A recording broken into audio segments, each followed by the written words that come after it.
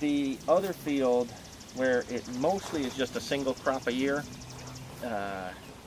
does get crimson clover in August broadcast right on top of the growing crop, and then winter rye in September right into the growing crop. And we're able to do that because there's no weeds to speak of, so that we can just broadcast cover crop seeds. We don't have to come in with a separate tillage or other intervention, so we can just interseed cover crops into growing crops. And you can do that basically anywhere, you know, because essentially there's so few weeds that you're able to just seed whatever you want, wherever you want, without a lot of difficulties of having to worry about it's just going to be all weedy when it comes up and that kind of thing.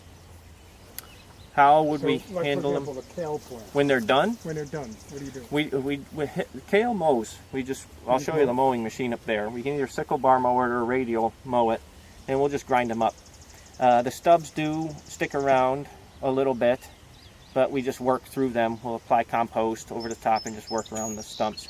They're the only crops that we have to remove from the field as opposed to grind in are tomato, and that has a lot to do with there's so much twine mixed into it too.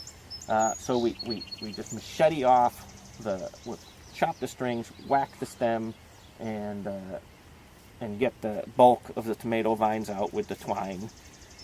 And sweet corn or the grain corn is just too hard to mow into, so we'll chop those off with a corn knife and haul off the corn residue. Aside from that, everything else just gets ground back in with the mowing equipment.